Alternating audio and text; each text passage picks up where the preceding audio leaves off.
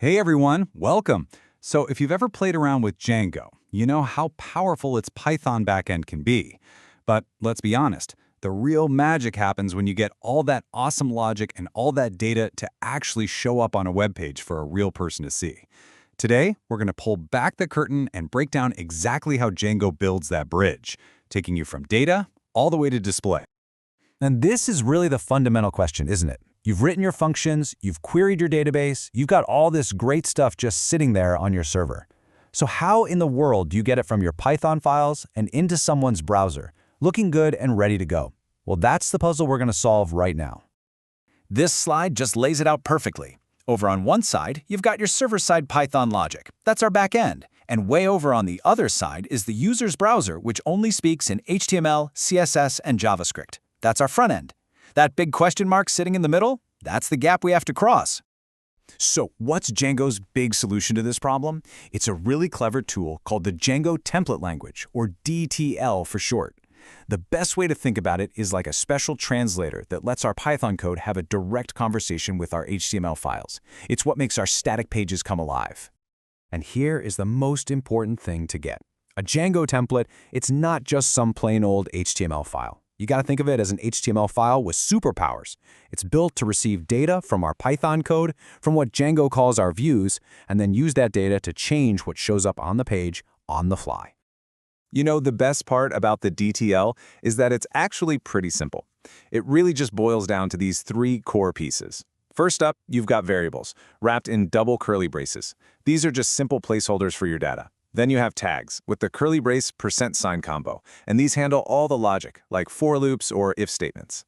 And finally, you have filters, which let you tweak and change your variables right there in the template, which is super handy. Let's look at a quick example of a tag in action. You see what's happening here? We're literally putting Python-style logic directly inside our HTML.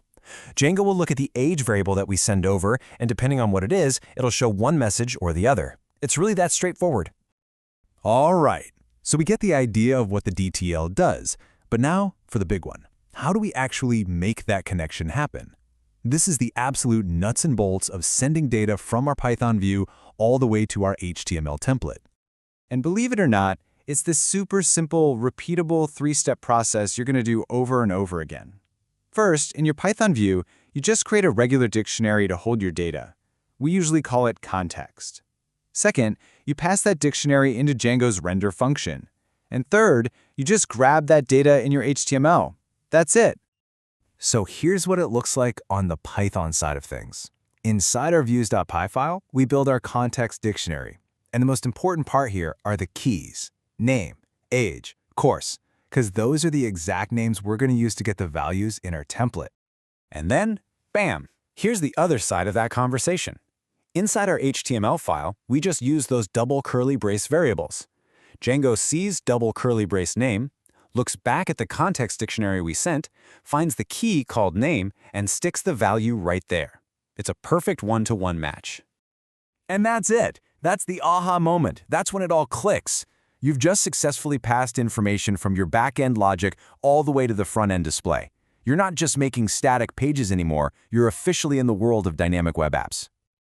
Okay, so our data is showing up, which is awesome. But let's be real, we want our page to actually look good, right? Well, that's where static files come into play. This is all about the presentation and the style. When we say static files, we're really just talking about all the assets that don't change. You know, your CSS files that handle all the colors and layouts, your JavaScript files that add cool interactive behaviors, and of course, all your images, like logos and icons. And no surprise, Django has a really slick, clean process for this too. After a quick one-time setup in your settings file, all you do is add %loadStatic% to the top of your template. Then, you use this special static tag to build the right URL path to your file. It's a clever little trick that makes sure Django can always find your files no matter what. Now, what if you're not a CSS wizard? Or maybe you're just in a hurry? Well, you can use a framework like Bootstrap. It's an absolute game changer.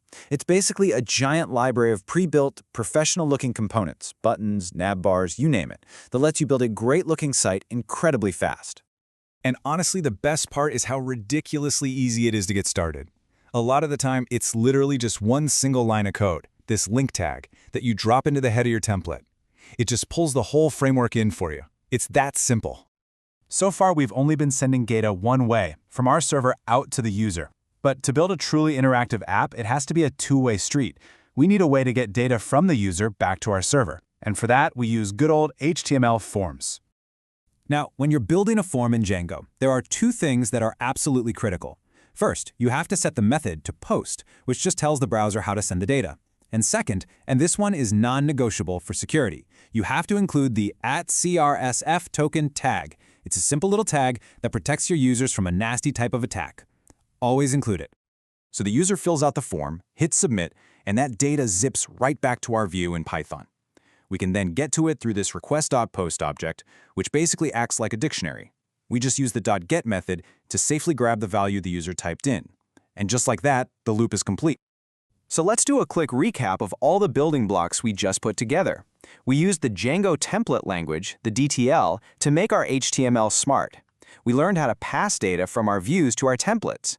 We used static files to make it all look good, used HTML forms to get input from the user, and saw how a tool like Bootstrap can seriously speed things up. So what's the big takeaway here? What does this all mean? It means you now understand the entire workflow. You've got the fundamental toolkit you need to connect a really powerful Python backend to a complete, interactive, and good-looking web page. Which of course brings us to the final thought. You now hold the keys. You can build that bridge between raw data and a beautiful display anytime you want. So the only real question left is, what are you going to build with it?